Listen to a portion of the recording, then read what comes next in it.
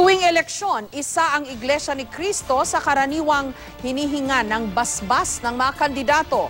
Isa sa mga dahilan ang kanilang sistema ng block voting. Pero batay sa isang survey ng social weather stations, hindi 100% sumusunod ang mga miyembro sa endorso ng INC. Hindi rin lahat ng kanilang sinusuportahang kandidato nananalo. Live mula sa Makati may report si Cedric Castillo. Cedric.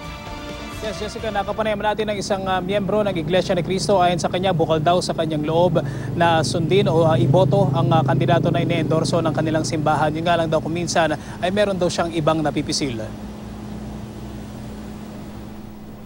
Sa edad na 39 anyos, 7 eleksyon na ang nabobotohan ng lalaking ito na itatago namin sa pangalang June. Sa lahat ng botohang iyon, may bahaging ginampanan daw sa kanyang pagpili ang kanyang simbahan, ang Iglesia ni Cristo. Pagka malapit na po yung botohan, tsaka isisirkular sa pagsamba po, inaano po yung sinisirkular na ganito o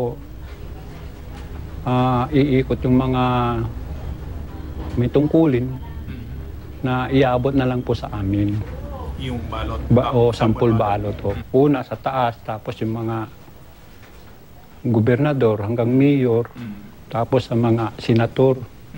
Hanggang saan po yung listahan? Hanggang konsehal?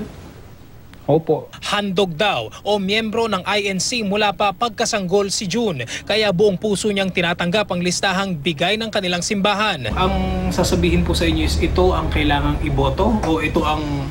Masusunod po.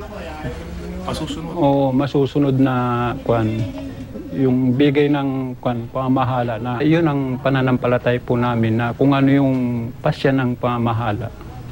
Yun ang sinusunod po namin. Hindi na marahil sekreto sa publiko ang sistema ng block voting ng Iglesia ni Cristo o ang pag-eendorso ng kandidato sa mga miyembro ng isang religious organizations gaya ng INC.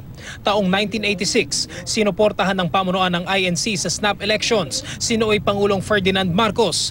Pero maraming miyembro ng INC ang bumoto kay dating Pangulong Cory Aquino. Sa 1992 elections, sinuportahan ng INC sa pagkapresidente si Eduardo Cuanco Jr. Si President Fidel V. Ramos naman ang nahalal. Noong 1998, nanalo ang manok ng INC na si dating Pangulong Joseph Estrada. Ayon sa constitutionalist na si Christian Monsod, hindi sa lahat ng antas ng gobyerno, pare-pareho ang epekto ng block voting. Sometimes, or maybe most of the time, the winnable candidates get their support. That's why I'm saying that for the record may show that the majority of the choices win.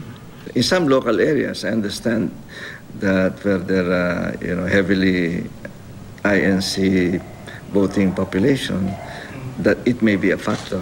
I don't know if it's a factor in the national vote.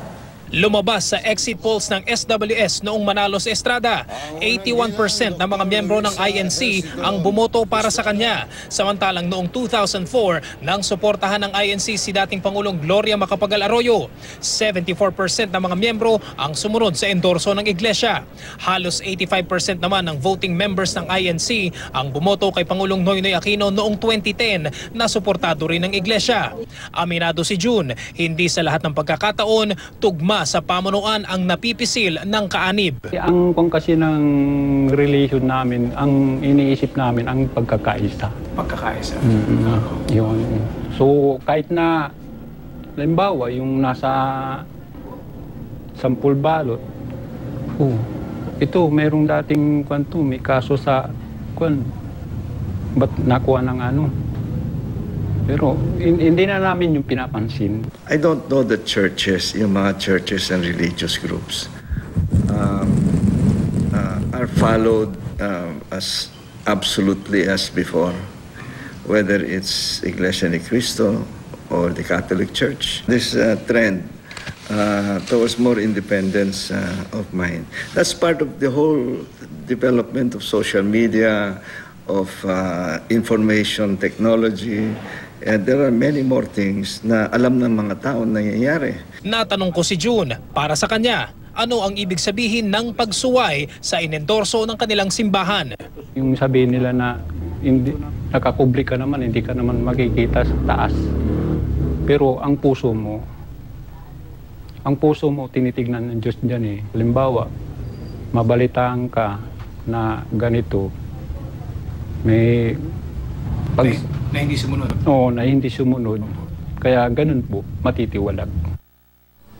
Jessica, sinubukan natin kunin ang panig ng INC pero hanggang sa ngayon ay hindi pa rin tayo nakakatanggap ng tugon. Samantala, ayon kay Ginoong Christian Monsod, hindi raw siya naniniwala na itong naging protesta ng INC sa EDSA nitong nakarang weekend ay magkakaroon ng epekto sa 2016 elections, mapa-admin man o oposisyon. Jessica.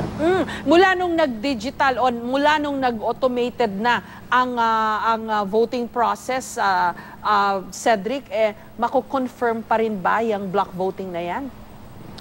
Jessica, ang sinasabi, walang categorical sa mga studies at saka sa mga resource persons na nakausap natin at saka kay Ginoong Christian Monsod, walang nabagit kung may diferensya itong automated elections kumpara doon sa mga nagdaang elections sa manual. Ang malinaw daw, kung pagbabasihan natin ng mga previous presidential elections, hindi daw ma-establish kung talagang may epekto sa national level itong block voting ng Iglesia ni Cristo. Ang sinasabi nila, pagdating doon sa mga crucial votes, doon sa mga local votes kung saan mas maliliit yung botohan, of course mas maliit yung locality, ay doon daw posibleng magkaroon ng epekto itong block voting na sinasabi nga sa Iglesia ni Cristo, Jessica. Maraming salamat sa iyo, Cedric Castillo.